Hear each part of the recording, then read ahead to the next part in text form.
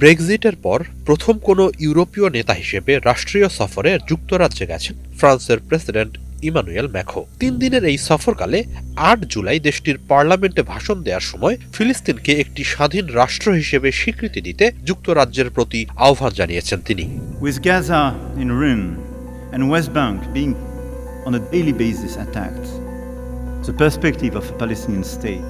এদিন পার্লামেন্টের ২ কক্ষের উদ্দেশ্যে ভাষণ দেওয়ার সময় ম্যাখো বলেন তিনি চান ফিলিস্তিন রাষ্ট্রকে স্বীকৃতি দেওয়ার জন্য ফ্রান্স ও যুক্তরাজ্য একসঙ্গে কাজ করুক। ফিলিস্তিন ইসরায়েল ২ রাষ্ট্রভিত্তিক সমাধানই মধ্যপ্রাচ্যে স্থায়ী শান্তি ও স্থিতিশীলতা প্রতিষ্ঠার একমাত্র পথ। একই সঙ্গে গাজা যুদ্ধকে অন্তহীন ও উদ্দেশ্যহীন এক যুদ্ধ অভিহিত করে কোনো পূর্ব শর্ত ছাড়াই অবিলম্বে সেখানে যুদ্ধবিরতি নিশ্চিত করার ডাক দেন ফ্রান্সের প্রেসিডেন্ট। এই যুদ্ধ কেবল মধ্যপ্রাচ্য নয়, ইউরোপ সহ সকলের সম্মিলিত নিরাপত্তার জন্য বিশাল এক হুমকি বলে উল্লেখ করেন তিনি। Because we launched it together with Prime Minister Theresa May at that time during not a state visit but a summit.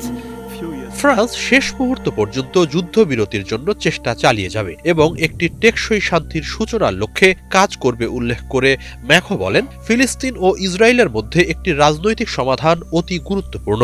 ২ রাষ্ট্রভিত্তিক সমাধানই হবে আঞ্চলিক নিরাপত্তা কাঠামোর ভিত্তি, আর তার মধ্য দিয়েই ইসরায়েল প্রতিবেশীদের সাথে শান্তিপূর্ণভাবে বসবাসের সুযোগ পাবে।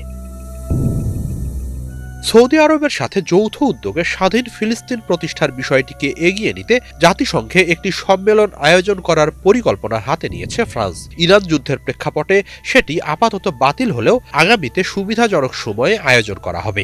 সেই সম্মেলনেই ফ্রান্স ফিলিস্তিনকে স্বাধীন রাষ্ট্র হিসেবে স্বীকৃতি দিতে পারে বলে আভাস দিয়ে রেখেছেন ম্যাখো। এদিকে গাজা যুদ্ধ ছাড়াও ভূরাজনৈতিক বিভিন্ন ইস্যুতে ইউরোপের নিরাপত্তা ঝুঁকির বিষয়টি সামনে এনে ফ্রান্সের প্রেসিডেন্ট বলেন যুক্তরাষ্ট্র ও চীনের ব্যাপারে অতিরিক্ত নির্ভরতা থেকে ইউরোপকে মুক্ত করতে হবে। নিজেদের নিরাপত্তা নিজেরাই নিশ্চিত করার সক্ষমতা তৈরি করা জরুরি। বিশেষ করে ইউক্রেন যুদ্ধের প্রেক্ষাপটে রাশিয়ার সাথে ইউরোপের সম্ভাব্য সংঘাত নিয়ে এক জটিল ক্রান্তিকালে এসে পৌঁছেছে ইউরোপ। ইউরোপীয় ইউনিয়ন থেকে বেরিয়ে গেলেও সমগ্র ইউরোপের নিরাপত্তা ও সুরক্ষার প্রশ্নে যুক্তরাজ্যের সাইডলাইনে বসে থাকার সুযোগ নেই। যুক্তরাজ্য ও ফ্রান্স যৌথভাবে ইউরোপকে রক্ষা করবে বলে প্রত্যয় জানান ম্যাখো। সে লক্ষ্যে ফ্রান্সের সাথে সম্পর্ক আরও গভীর করতে যুক্তরাজ্যের প্রতি আহ্বান জানান।